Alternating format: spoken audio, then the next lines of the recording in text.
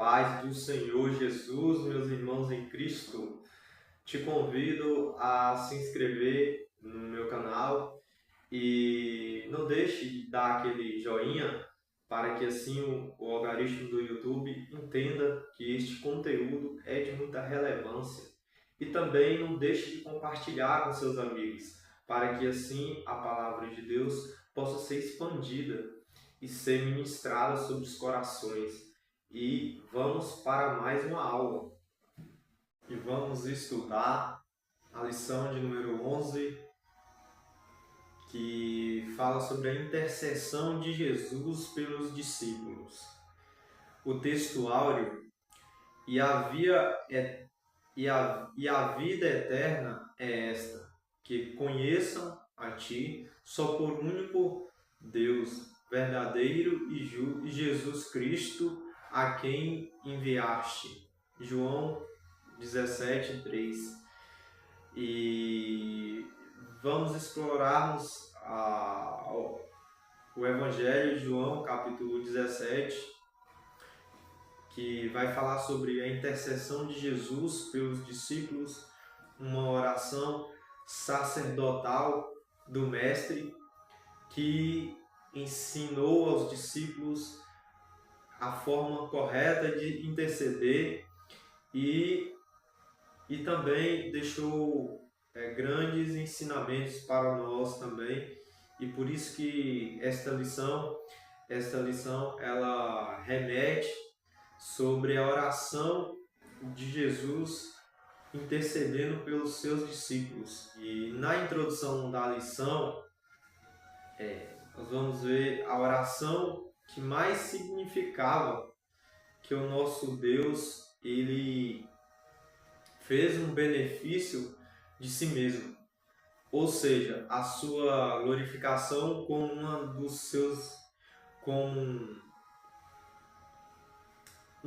como dos seus discípulos e dos cristãos que viriam a crer no futuro próximo.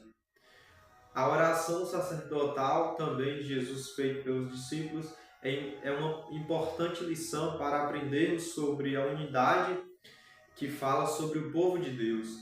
E esta oração que o Mestre ele fez tanto para os discípulos como para a igreja que viria posteriormente. E a lição ela refere sobre a oração e a intercessão que Jesus faz para os discípulos. Jesus falou essas coisas e, levantando os olhos ao céu, disse ao Pai: é chegada a hora, glorificada o teu Filho, para que também o teu Filho te glorifica a ti. Então Jesus também estava aqui relatando para os discípulos que as coisas que os olhos veem, as coisas que é chegada a hora do Pai, esse momento que estava próximo de Jesus. E no capítulo 18 de João, que Jesus passa a ser preso ali e ser entregue, próximo de ser entregue, de ser crucificado, os discípulos eles entendiam que Jesus, estando com eles, não tinha barreiras, não tinha dificuldades que eles não pudessem vencer.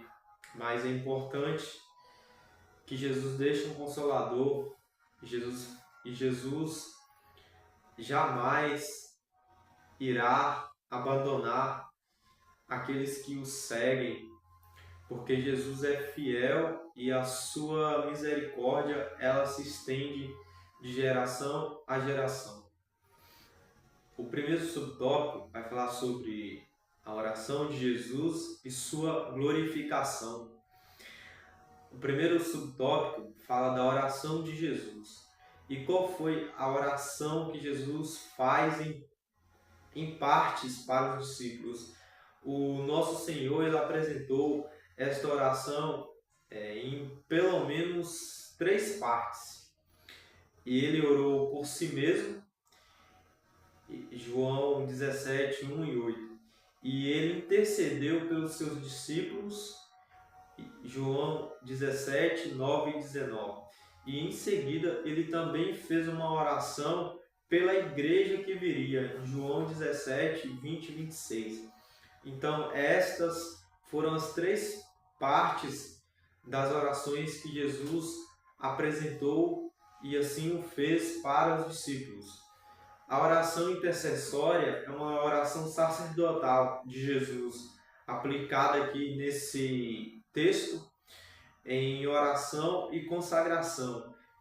Portanto, Jesus não somente intercedia pelos discípulos, mas também ele se disponibilizava a consagrar pelos seus discípulos, pagar um preço muito alto.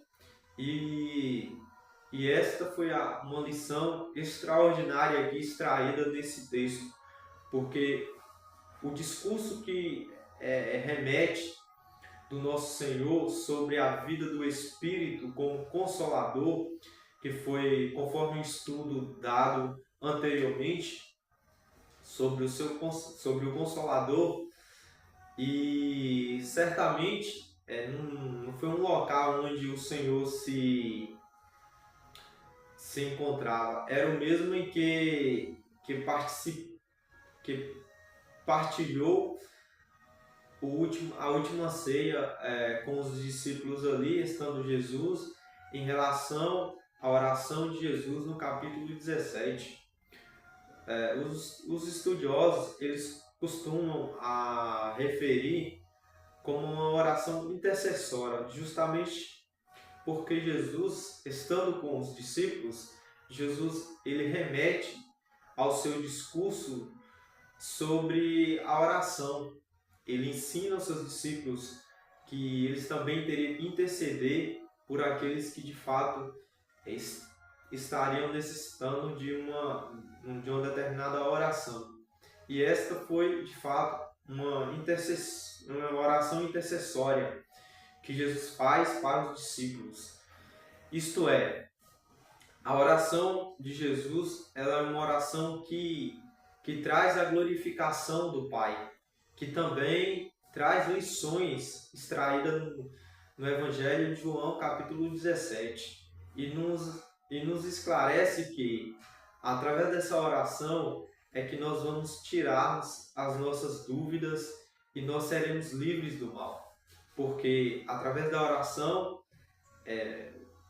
nós vamos desapegar com as coisas que nos estão impedindo de alcançar as promessas de Deus. Ou seja, a oração que nós fazemos ao Pai é uma oração que nos liberta de todo mal, que nos tira de todo pecado, que também nos livra da mão do homem perverso. E esta oração de Cristo é uma oração que traz também um coração quebrantado e que traz perdão, que libera o perdão e que também, através das Escrituras, que é cumprida-se a oração intercessória, né? Essa oração que o texto nos revela. O segundo subtópico, a oração de Jesus pela sua glorificação. E aqui nesta oração, que Jesus está pedindo a glorificação, e nesta oração havia um significado espiritual mais detalhado, que não se tratava de um ato egoísta, ou como já abordamos, ele estava plenamente ciente de seu ministério e, portanto, da sua missão e finalidade aqui na Terra. Assim, a conversa direta de Jesus com o Pai foi que é chegado a hora. Ele está referindo ao momento de glorificação, um momento de sacrifício redentor do Calvário. E Jesus também, Jesus também e o teu filho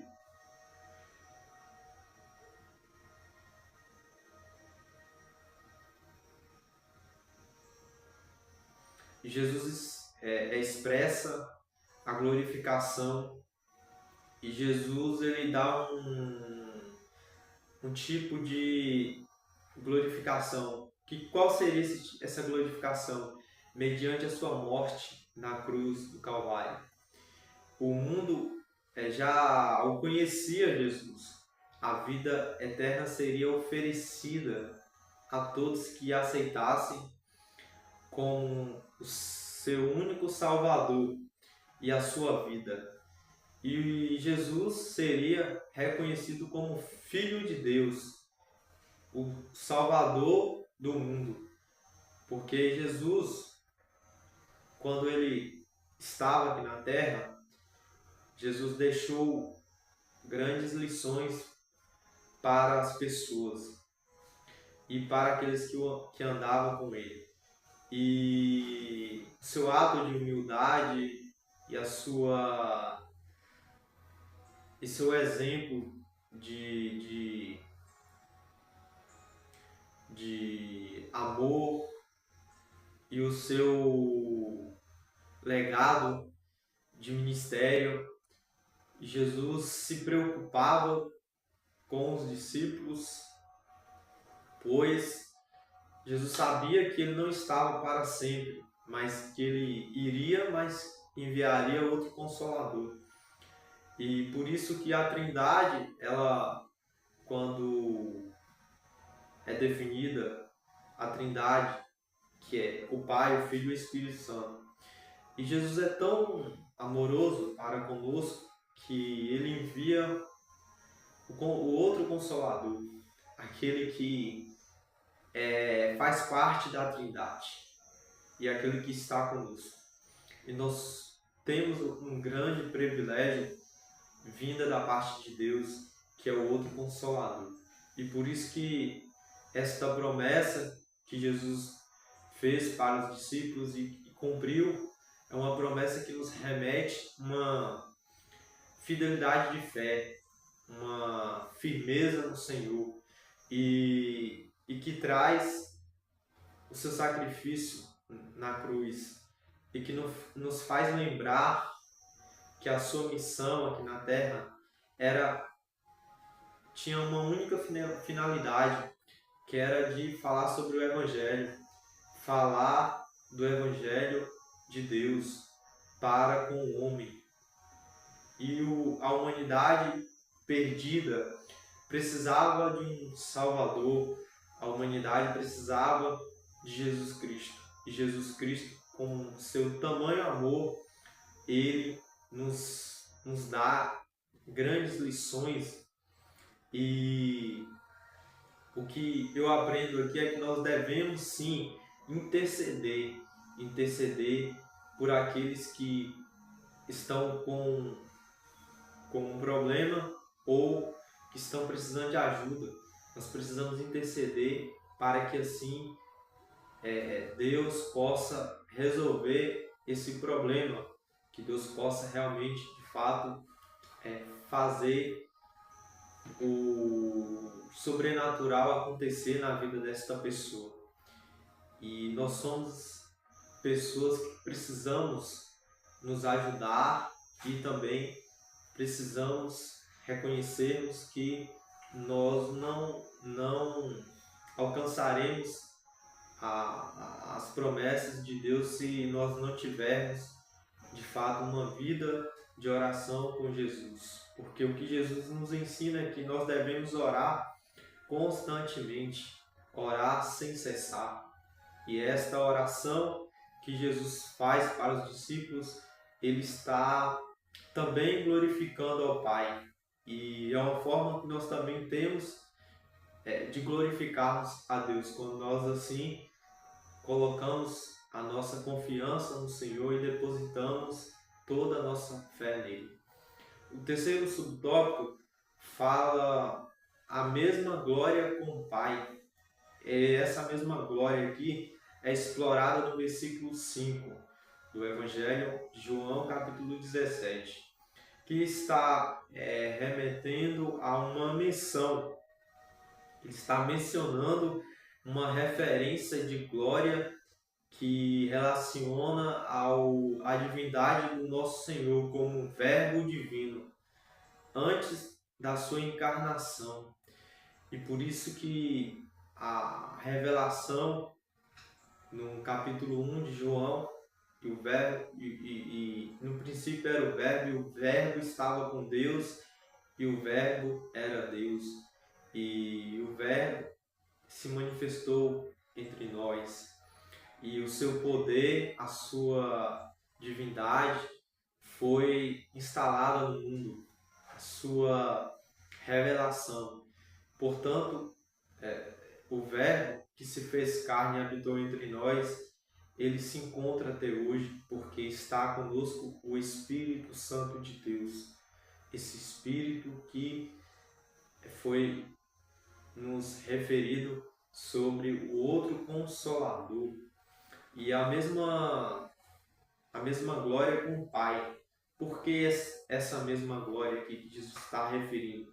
Ele está referindo uma glorificação mútua entre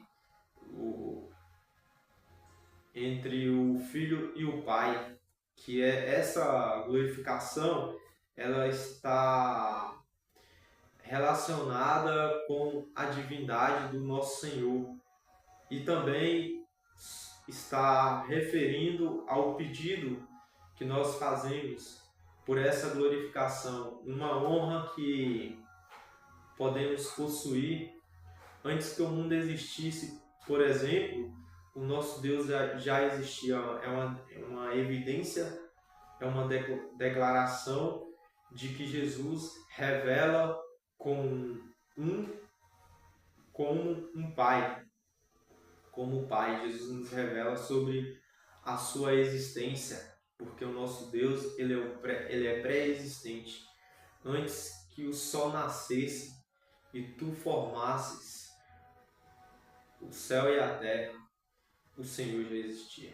Antes que Abraão existisse, o Senhor já existia. E esta divindade de Deus, ela só nos revela que nós temos uma base para apoiarmos nesta base e para não pecarmos, porque através da renúncia nós temos uma garantia de uma vida eterna com o Pai. E Jesus Cristo, a quem Deus enviou ao mundo, foi a nossa prioridade, porque Jesus, ele foi o maior exemplo de todas as coisas, o maior exemplo de humildade, o maior exemplo de amor ao próximo, o maior exemplo de um verdadeiro servo, o maior exemplo de quem não pecou, o maior exemplo de quem renunciou ao mundo, de quem não se assentou na mesa dos escarnecedores. E Jesus é esse maior exemplo. Então, assim, Jesus, ele é, de fato, o nosso modelo e a nossa imagem. E, portanto, a nossa imagem que foi criada por Deus, a nossa imagem, a nossa semelhança a Ele, é que nós devemos a Ele favor, nós devemos a Deus, sim, obediência à sua palavra, para que não venhamos pecarmos, porque nós temos uma promessa garantida nos céus, que é uma vida eterna com o Pai. E não tem glória maior do que esta, né? Mas a sua divindade, ela de fato nos revela sobre o Verbo divino e nos diz muito bem sobre a sua glorificação. Isto é, a nossa base é o Pai, porque Jesus não teve como usurpação de ser igual ao Pai, mas Jesus é a nossa base, porque ele também está como o Pai. E por isso que aqui a declaração evidente da divindade de Jesus, que é revelada como o Pai. em João capítulo 17, versículo 11 e versículo 21 e 24. Esta revelação que de fato traz sobre a divindade de Jesus Cristo.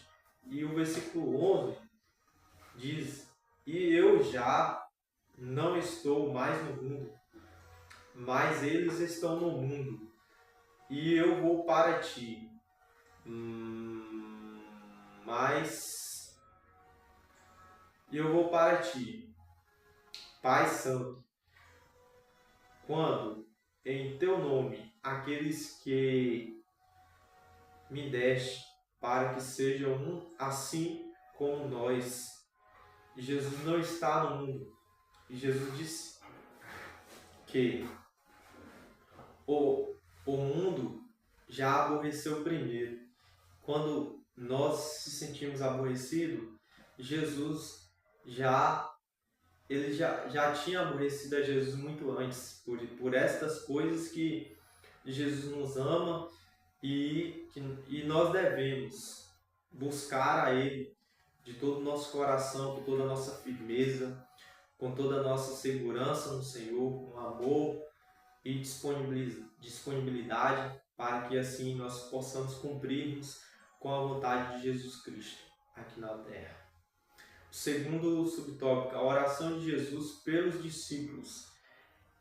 Primeiro subtópico, intercessão pela proteção dos discípulos. Isto é, Jesus ele estava dirigindo a uma intercessão para os discípulos, uma proteção, ou seja, no versículo 4 e o versículo 8, é certo, o versículo 5, Jesus era como se estivesse apresentando um relato ao Pai sobre tudo o que realizou durante seu ministério na terra. E no versículo 6, ele intercede por seus discípulos e pela unidade entre eles, uma vez que seriam as possíveis ou responsáveis por continuar a obra que Jesus havia iniciado para o Pai. E Jesus, ele, forma de Deus, se refere para os discípulos como homens que do mundo me deste. Versículo 6. O Redentor revela que seus discípulos pertenciam ao Pai e que este os entregaria a Ele. Eram teus e tu nos destes, guardaram a tua palavra. Esse é o versículo 6, do capítulo 17 de João, parte B.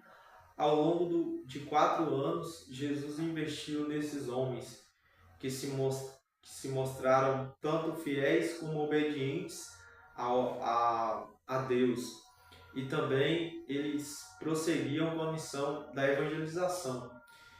E esta missão que Jesus deu para os discípulos, para que eles pregassem de Jerusalém até os confins da terra. E esta palavra ela é uma palavra viva e eficaz para as nossas vidas, porque Jesus é muito importante em nossas vidas. Porque se não fosse Ele, jamais nós estaríamos aqui. E esta missão é uma missão também minha e sua. É a nossa missão em unidade e a missão que Jesus deixou para o povo, que o povo de Deus se cumprisse aqui na terra. E por isso que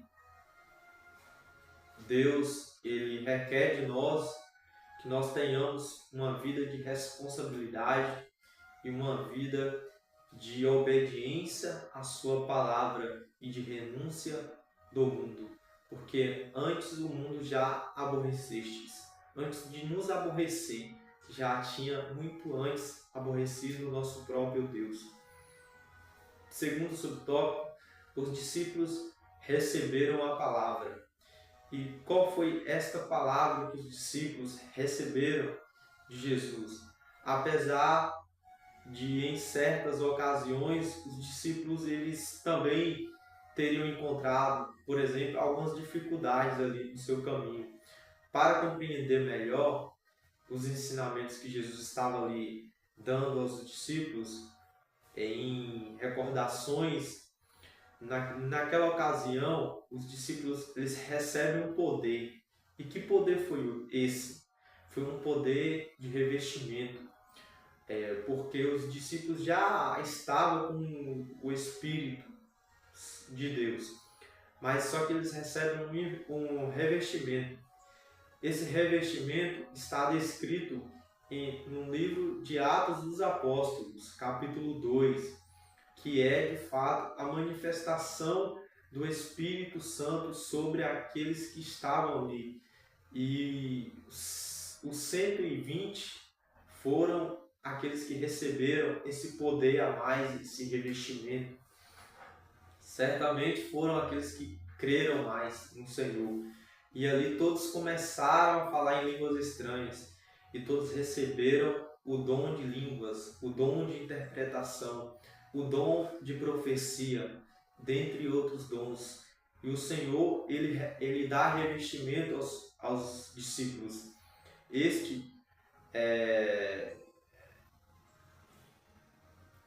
Por isso que, de fato, o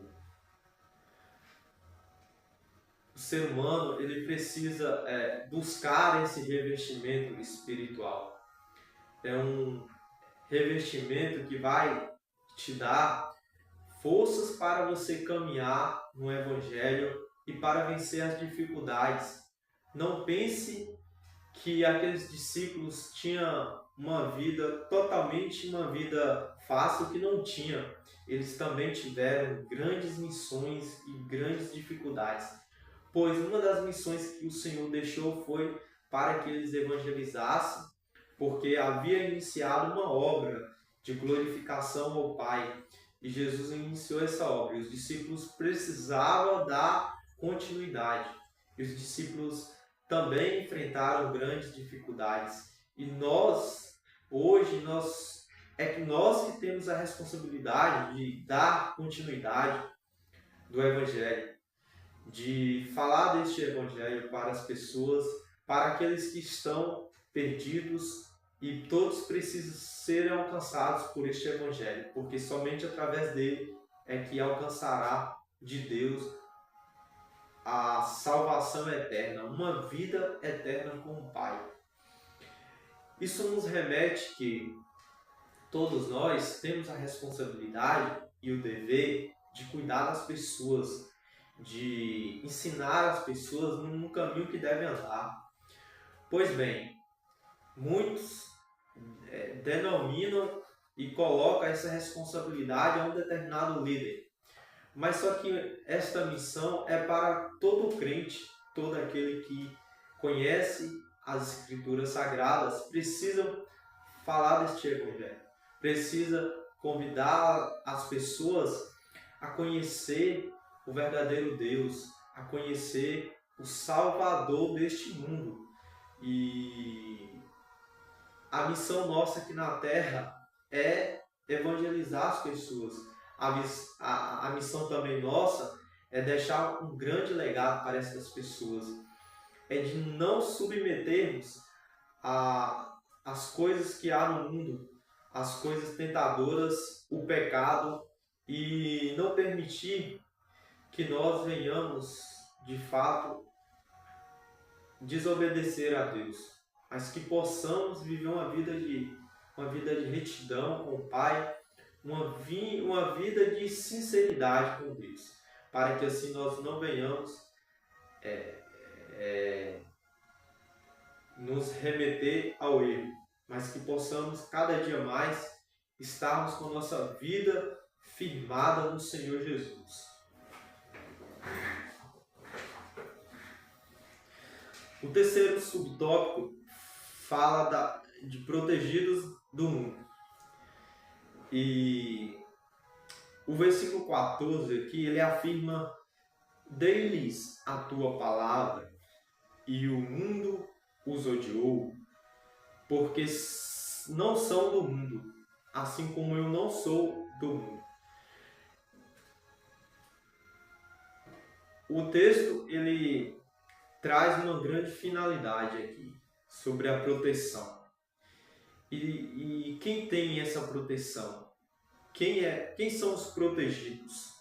Certamente aqueles que remetem à palavra de Deus, aqueles que desejam obter uma vida de obediência a Deus, aqueles que renunciam ao pecado, aqueles que não estão na mesa dos escarnecedores.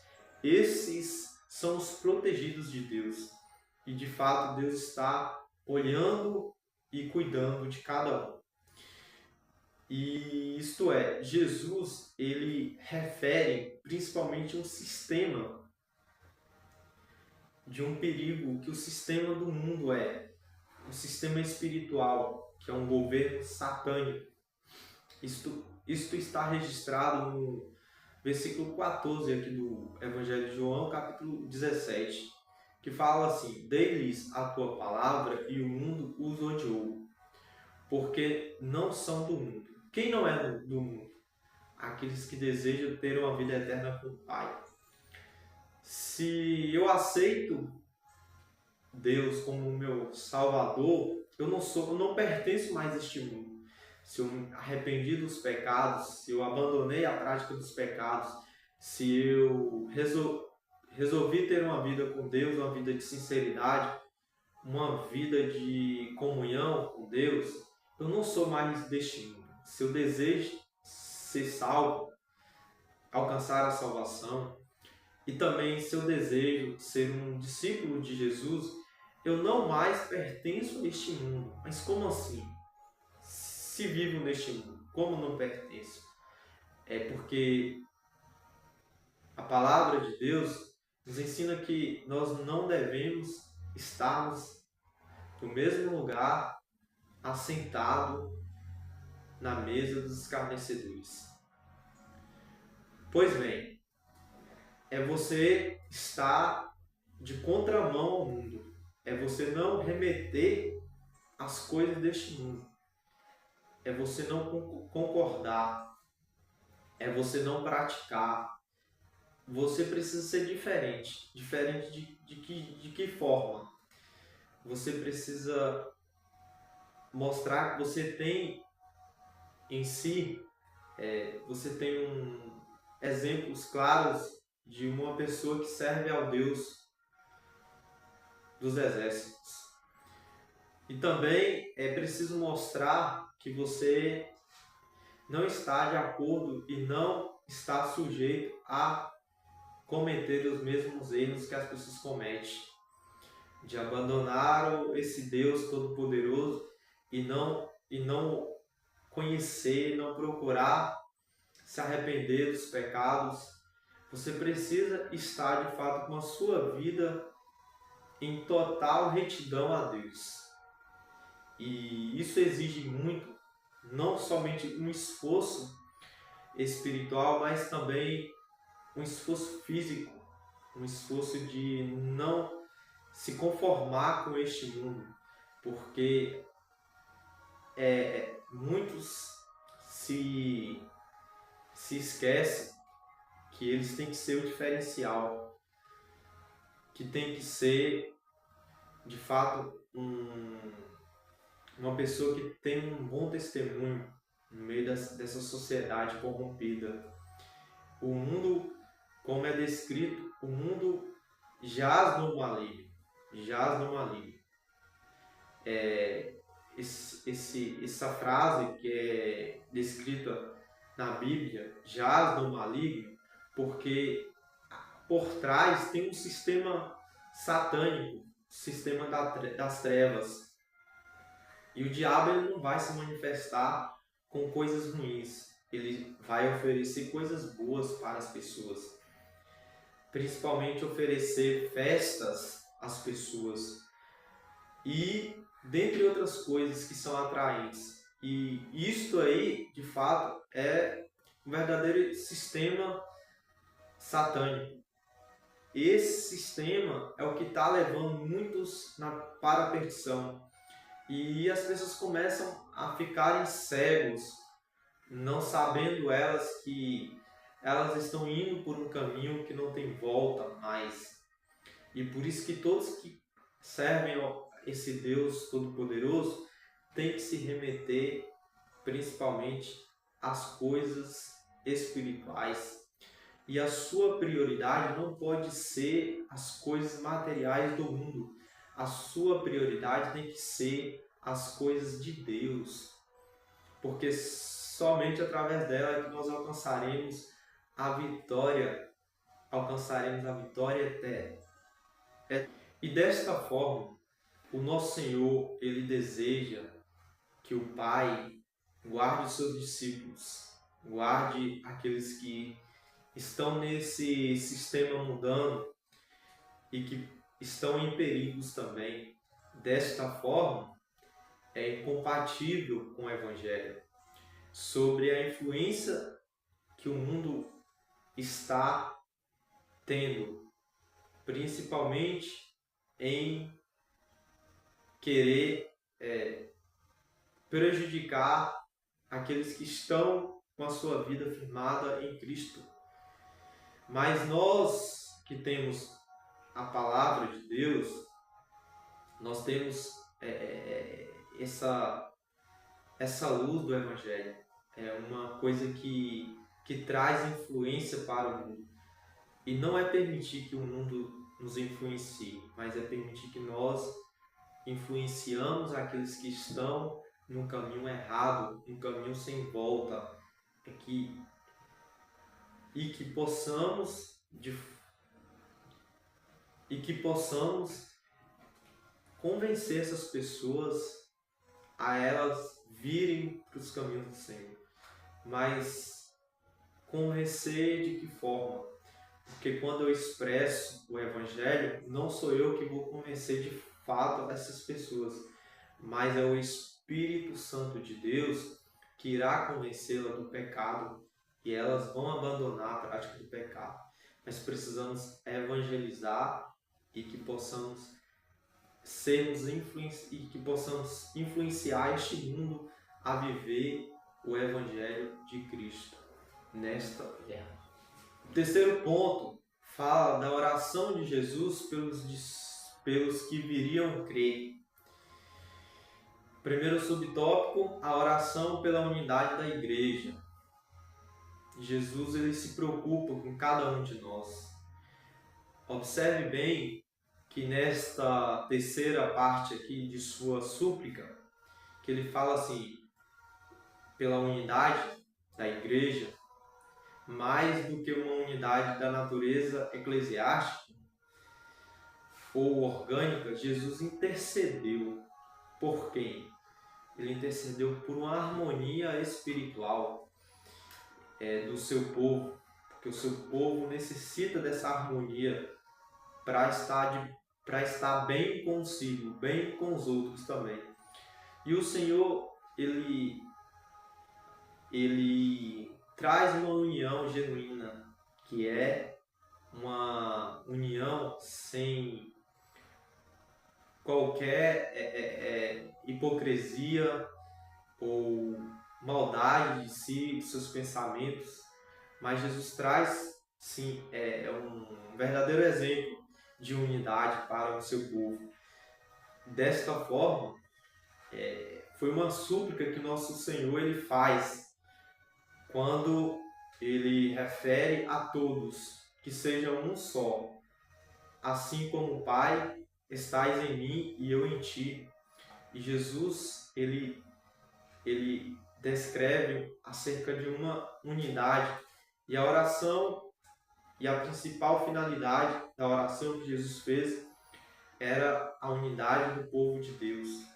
E esta unidade que precisa ter a harmonia e que não vem cometer erros de viver uma vida de hipocrisia, mas que seja uma vida de harmonia, uma vida espiritual com Deus. mas Deus, ele se preocupa sim com cada um de nós e que possamos buscar esta terceira parte aqui que Jesus traz, principalmente quando fala de harmonia. É uma coisa que envolve as pessoas, é uma coisa que precisa estar com as pessoas. Essa harmonia que vai trazer a felicidade e vai trazer um ambiente leve, um ambiente de muitas felicidades e alegrias com Deus. É um ambiente que possamos buscar a ter, porque se perdemos, significa que nós não estamos andando no caminho certo. Mas precisamos buscar, sim, de fato, essa harmonia para que os irmãos se sintam bem uns para com os outros, né? Terceiro subtópico, propósito da unidade. E o principal propósito desta unidade que Jesus traz, ele traz aqui, pelo menos, ele traz algumas unidades espirituais. E a primeira unidade espiritual que Jesus traz é a essência essencial dos salvos. Como membros do corpo de Cristo, em segundo é relatado lá 1 aos Coríntios, capítulo 12 e versículo 12, é sobre para aqueles que são salvos, pertencem ao corpo de Cristo. Eu, você, nós somos membros de um corpo só e por isso precisamos nos remeter às coisas que são eclesiásticas, que são determinadas por Deus, pelos seus líderes. Porque naquela ocasião eram os discípulos de Jesus.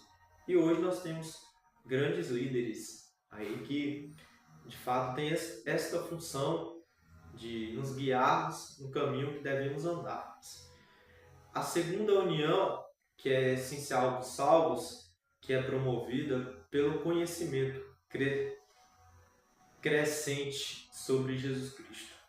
E esse crescimento crescente em Jesus Cristo foi o que o apóstolo Pedro relatou nas suas segundas cartas, no capítulo 3 e o versículo 18. É essencial e promovida pelo conhecimento. Quando buscamos o conhecimento acerca das Escrituras Sagradas, nós somos alcançados por esta graça de Deus que nos ajuda a crescer tanto mentalmente como espiritualmente. E esse crescimento precisamos obtermos para que nós possamos vencer as dificuldades que são propostas, né, para cada um de nós. Principalmente as lutas do dia a dia. E por isso que esse crescimento é essencial para que possamos estar firmados e fortalecidos no Senhor Jesus. A terceira união, que é essencial dos salvos, é no desenvolvimento do fruto do Espírito. E o fruto do Espírito está registrado segundo Paulo registra aos Gálatas, capítulo 5, versículo 22 e até o versículo 35. Paulo registra que nós devemos buscar dons, que são frutos do Espírito. O fruto da paciência precisamos buscar, e talvez seja um dos maiores, não vou dizer obstáculos de forma alguma, mas vou dizer um dos maiores desafios que nós precisamos ter é buscar a paciência, porque a paciência é o que gera em nós uma confiança totalmente no Senhor e o que nos faz entendermos que precisamos sermos dependentes do Pai e aprendemos muito com a paciência. A paciência é o que de fato transforma as nossas vidas. Isto é, a paciência ela não é do homem, mas ela é vinda do Pai, e por isso devemos buscar.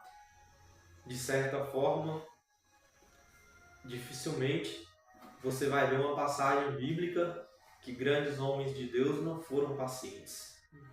Isso é um dos frutos do Espírito, dentre outros, que é relatado aqui nas cartas aos Gálatas, pelo apóstolo Paulo.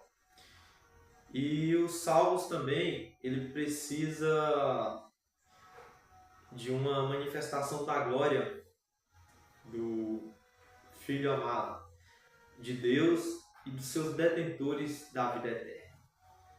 E Deus tem a nossa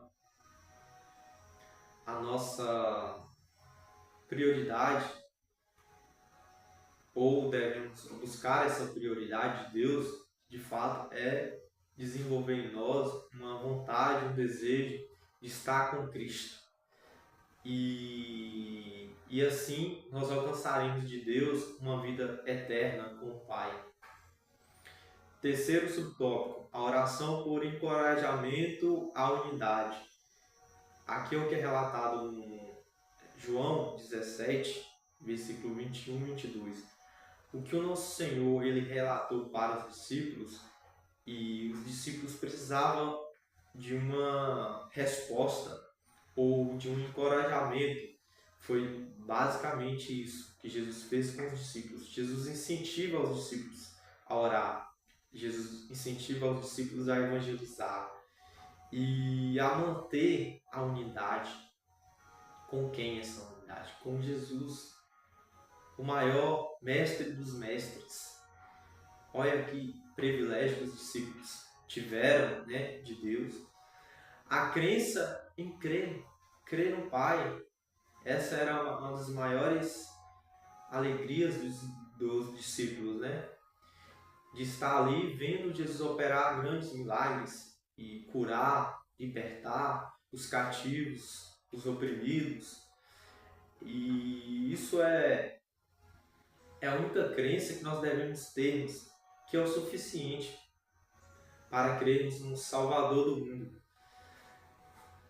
E assim, feito, conforme o versículo aqui, o versículo nos ensinou sobre o encorajamento que Jesus ensina aos discípulos a orar, buscar essa coragem dele, e que possamos também buscar uma coragem de Deus, né? Porque quando oramos a Deus, a oração ela é a resposta para todas as coisas, e promover o testemunho.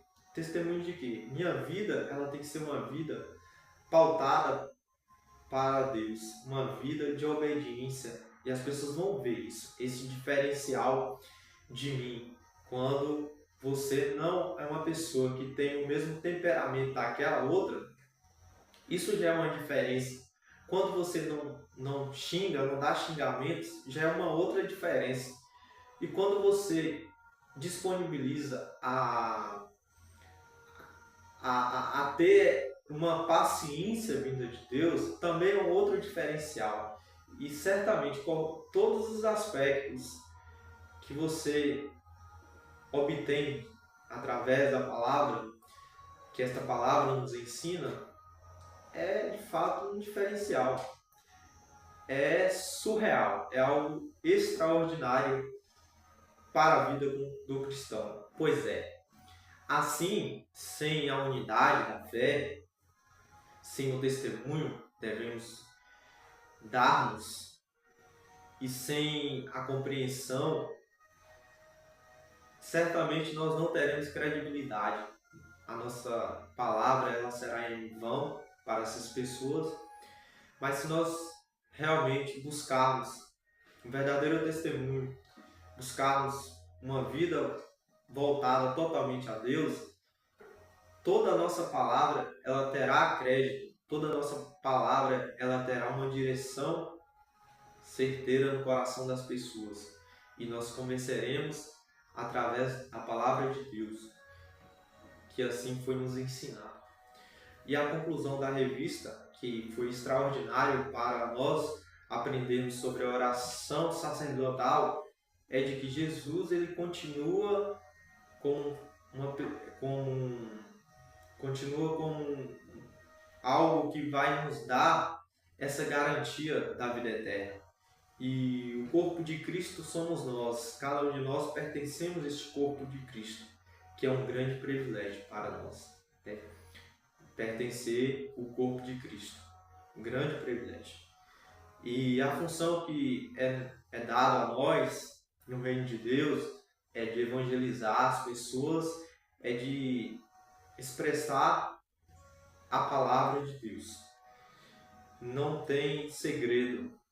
De fato, buscarmos conhecimento das Escrituras Sagradas. Isto é nos apresentarmos a essas pessoas e, além do nosso testemunho, buscar a oração da coragem vinda de Deus para expressar o Evangelho e revelar quem é Jesus para essas pessoas, o que ele realizou, o que significa a cruz do Calvário, que muitas pessoas não entendem desta forma. Essa revista ela foi muito riquíssima para o nosso desenvolvimento da oração. Esta oração que precisamos aprender com Jesus Cristo. E Jesus ele intercedeu pelos seus discípulos, mas ele continua também intercedendo por cada um de nós. Que Deus em Cristo possa te abençoar grandemente.